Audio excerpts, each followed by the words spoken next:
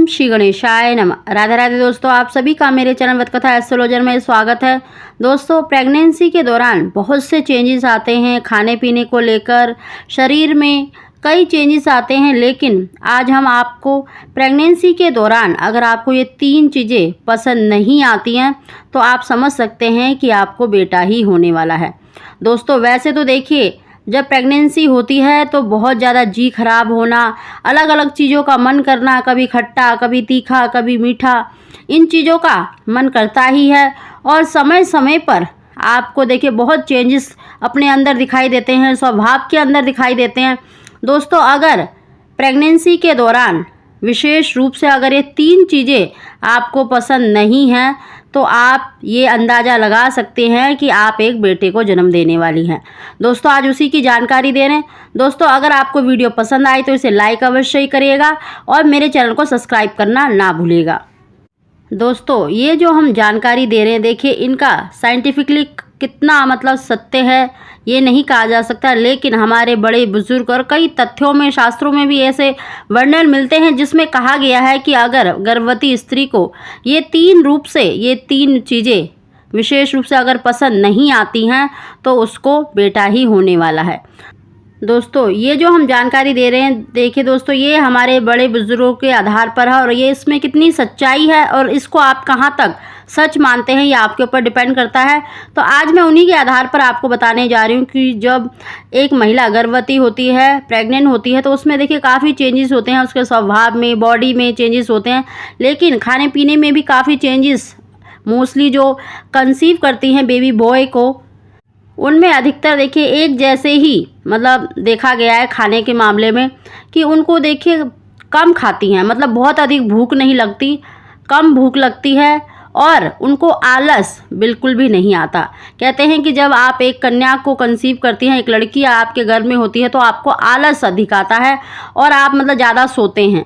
लेकिन जब आप बेबी बॉय को कंसीव करते हैं तो आपको भूख भी कम लगती है, मतलब खाना आप खाते हैं टाइम टाइम पर, लेकिन आप कम खाते हैं। मतलब मोस्टली जैसे गर्भवती स्त्री ज़्यादा खाती है तो आप कम खाते हैं, ये देखा गया है, और उनको आलस बिल्कुल भी नहीं आता है। दोस्तों, अगर प्रेगनेंसी के दौरान आपको अदरक और लहसुन की स्मेल जब कोई काट रहा है या आप खुद भी काट रहे हैं तो उसकी स्मेल आपको अच्छी ना लगे, आपका जी खराब हो, आपको उल्टी हो, तो कहते हैं कि आपने बेबी बॉय को कंसीव करा है। अगर आपको अदरक और लहसुन की स्मेल नॉर्मल लगती है, आपको कोई मतलब उससे फ़र्क नहीं लगता है, तो आपने बेबी गर्ल को कंसीव करा है। ज़्यादातर मोस्टली दोस्तों ये देखा गया है कि जिन भी लेडीज़ को मतलब लहसुन की, अदरक की अगर स्मेल अच्छी ना लगे तो उनको बेबी बॉय कंसीव हुआ है। दोस्तों, साथ ही ऐसे ही अगर आपको देखिए प्याज की, नॉनवेज या फिर अंडे की स्मेल अगर आपको अच्छी नहीं लगती, आपको बिल्कुल भी खाना पसंद नहीं आ रहा है उस टाइम पे प्रेगनेंसी के दौरान, तो आप ये श्योर हो सकते हैं कि आपने बेबी बॉय को ही कंसीव किया है। मोस्टली दोस्तों ये देखा गया है, उसी के आधार पर बताया गया है। दोस्तों, अगर आपको देखिए आटा गूंथते हैं या रोटी जब गैस पे सेक रहे होते हैं तो उसकी स्मेल भी अगर आपको देखिए अच्छी नहीं लग रही है, आप उसकी स्मेल बर्दाश्त नहीं कर पा रहे हैं, आपका जी खराब हो रहा है, आप उससे दूर भाग रहे हैं, या आटा गूंथते वक्त या रोटी जब सेक रहे हैं गैस पे, उस समय पर भी अगर आपको देखिए बहुत अधिक स्मेल लगती है उसकी, तो ऐसा आप कंफर्म मान सकते हैं कि आपने बेबी बॉय को कंसीव करा है।